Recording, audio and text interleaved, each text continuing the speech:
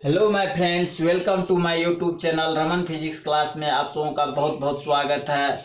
आज जो मैं नए टॉपिक लेके आया हूँ वो है कूलम का नियम। कूलम के नियम से समझने से पहले हम कुछ आप लोग को बताते हैं, उनको समझते चलिए। और आप लोग 11वीं कक्षा में पढ़े होंगे क्या कि गुरुत्वाकर्षण का बल।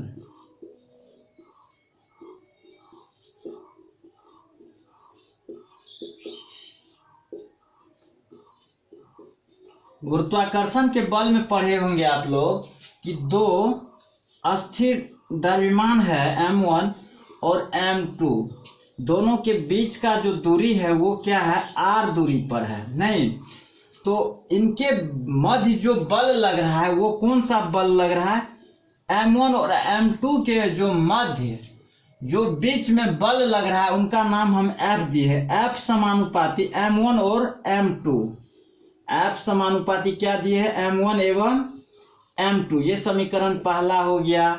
चलिए इन्हीं के जैसा हम सेम कंप्रोमाइज करके यहाँ पे कूलम के नियम में देखते हैं कि दो अस्थिर आवेश है Q1 एवं Q2। ये क्या है, दो अस्थिर आवेश है, इनको हम कुछ दूरी r पे रखे हैं। इनको हम क्या किए, कुछ दूरी r पे जो रखे हैं, इनके जो मध्य कुछ बल लग रहा है उनका नाम हम क्या दिए हुए हैं, F बल दिए हुए हैं। तो और इन्हीं के जो बीच में जो बल लग रहा है उनको हम क्या कहते हैं, कूलम का बल कहते हैं। और कूलम का बल का मतलब अस्थिर वैद्युत बल। और इनका जो कूलम का जो बल का जो परिणाम निकल के जो सामने आएगा उनको हम कहते हैं कूलम का नियम कहते हैं। ये दोनों अस्थिर आवेश के जो मध्य बल लग रहा है वो कौन सा बल लग रहा है, कूलम का बल लग रहा है, यानी कि अस्थिर वैद्युत बल लग रहा है। और इनका जो परिणाम निकल के आएगा उन्हीं का हम क्या कहते हैं, कूलम का नियम कहते हैं। इनका जो परिणाम निकल के आएगा उनको हम क्या कहते हैं, कूलम का नियम कहते हैं। तो यहां से F समानुपाती क्या सब यहाँ पे लेंगे, तो Q1 एवं Q2, ये पहला समीकरण हो गया। और इनके जो मध्य बल लग रहा है वो कौन सा बल है, F बल है। अब यहाँ पे देखिए दोनों आवेशों के बीच में जो R है उनके व्युत्क्रमानुपाती का जो योग होगा वो क्या होगा, F समानुपाती व्युत्क्रमा, इनके R जो बीच का दूरी है उनका क्या होगा, व्युत्क्रमानुपाती का योग होगा। तो ये क्या हो गया, F समानुपाती व्युत्क्रमानुपाती का जो स्क्वायर है उन्हीं को हम क्या कहते हैं, व्युत्क्रमानुपाती का योग। चलिए ये हो गया समीकरण 2। और यहाँ पे F समानुपाती क्या, 1 बटा इनका व्युत्क्रमानुपाती का जो योग होगा वो होगा R का स्क्वायर। ये हो गया सेकेंड समीकरण। अब यहाँ से देखिए हम थ्योरी में भी कुछ लिखे हैं। कूलम के नियम के अनुसार दो अस्थिर बिंदु आवेशों के मध्य लगने वाला जो अस्थिर बल है, अस्थिर वैद्युत बल, वो कौन सा बल है, F बल है। दो अस्थिर बिंदु आवेश के मध्य लगने वाला जो अस्थिर वैद्युत बल है उनको हम क्या कहते हैं, F बल।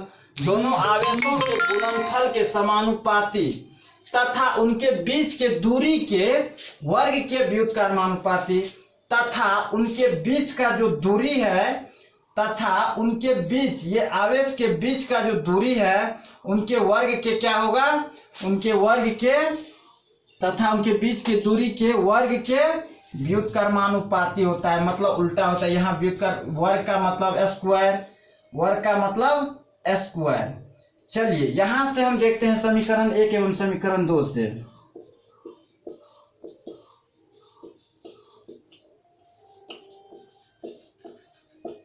समीकरण 2 से तो यहां से देखिए हम F समानुपाती क्या हो जाएगा, यहाँ 1 और 2 से, तो यहाँ ये ऊपर आ जाएगा तो क्या हो जाएगा, m1 m2 बाय r का स्क्वायर। ये क्या हो गया, समीकरण 2 हो गया। सेम यहाँ पे भी उसी तरह समीकरण 1 एवं समीकरण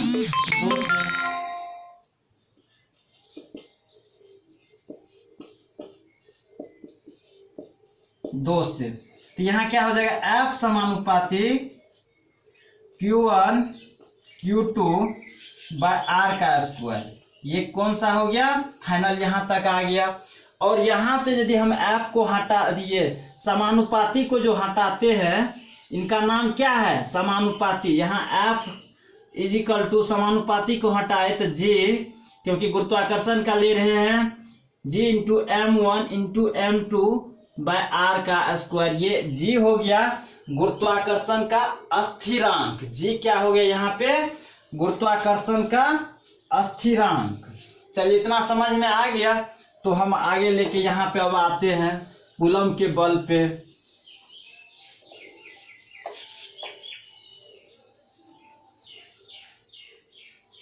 चलिए तो यहाँ से F इजिकल टू क्या हो गया, F यहाँ से समानुपाती को जो हटाएंगे, इनको यदि हम हटाएंगे तो क्या हो जाएगा, F इजिकल टू, इनको समानुपाती को हटाने के बाद यहाँ पे हो गया K into Q1 into Q2/r का स्क्वायर। चलिए ये समानुपाती को हटाने के बाद, समानुपाती को जो हटाए तो क्या हो गया, K Q1 इंटू Q2/r का स्क्वायर। चलिए इतना पहले आप लोग लिख लीजिए, उसके बाद हम इनको कंटिन्यू करते हैं।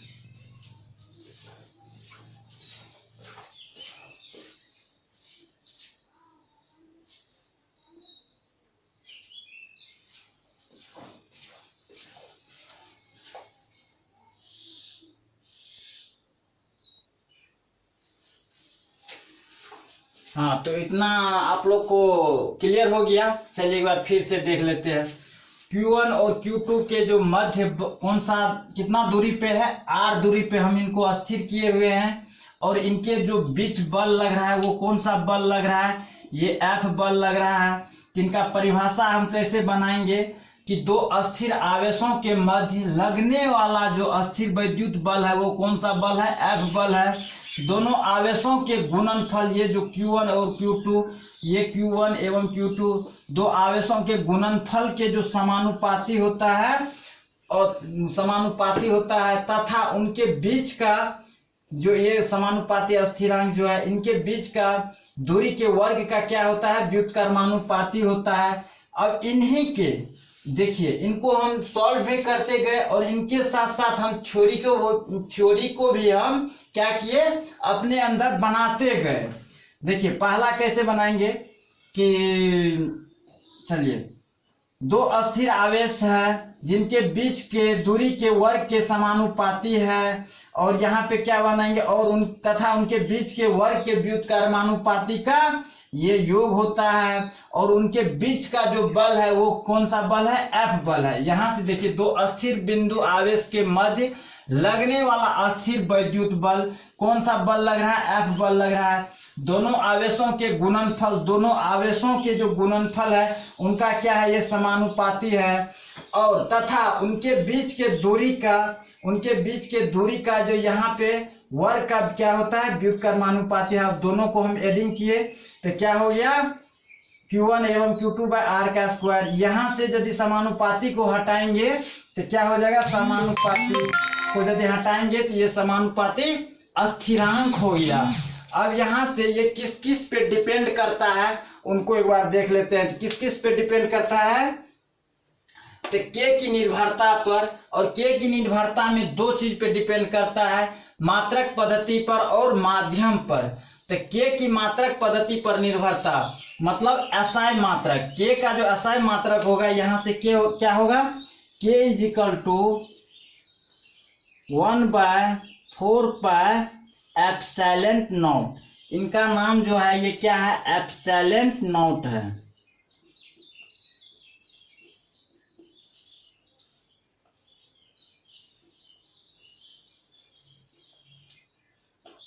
हाँ, एप्सिलॉन नॉट। हाँ, इनका जो अब हम एप्सिलॉन नॉट का जो वैल्यू होता है वो होता है 8.85 गुना 10⁻⁻12।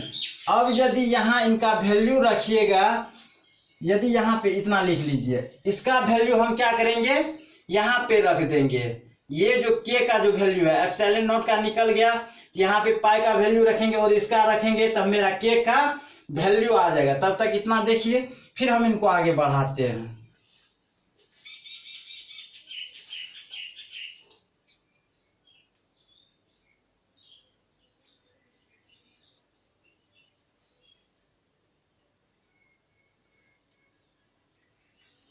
चलिए, ये निर्वात की विद्युतशीलता है। एप्सिलॉन नॉट को क्या कहेंगे? निर्वात की विद्युतशीलता।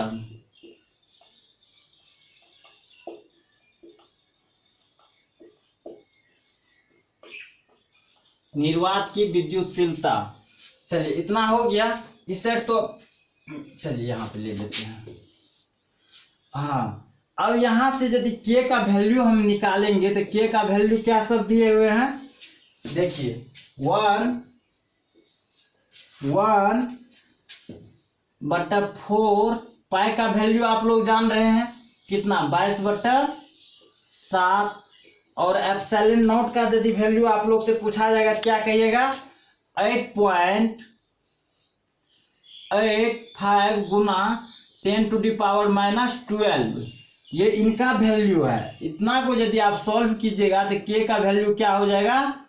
9 गुना 10⁻⁹। ये के का वैल्यू इतना सॉल्व करने के बाद आ जाएगा। और ये न्यूमेरिकल में बहुत कार्यरत रहता है, इनका न्यूमेरिकल में बहुत बड़ा योगदान रहता है। और वैसे भी कूलम का जो बल है वो अपना बहुत इंपॉर्टेंट है। यदि अस्थिर वैद्युत बल में आप ना देखते हैं तो कूलम का जो बल है वो बहुत इंपॉर्टेंट है। तो दोस्तों, इनको अच्छे तरीका से समझना है। यदि आप लोग को कोई परेशानी हो तो कमेंट में जरूर कमेंट करके बताइएगा। और इसके लिए आप लोग को यदि कोई सा परेशानी होगा तो आप बिल्कुल निफिकिर होके कमेंट कीजिए। या तो मेरा व्हाट्सएप नंबर यूट्यूब चैनल पे मिल जाएगा। यूट्यूब चैनल पे जैसे मिलेगा मेरा व्हाट्सएप नंबर तो आप लोग व्हाट्सएप भी कर सकते हैं। सर यहाँ पे मुझे समझ में नहीं आया तो मैं आप लोग को व्हाट्सएप के माध्यम से भी समझा के आप लोग को बता देंगे। चलिए, इसके लिए और अगला लेक्चर में हम मिलते हैं। इसका जो कुछ और पार्ट बचा है उसको हम अगला लेक्चर में पूरा करते हैं।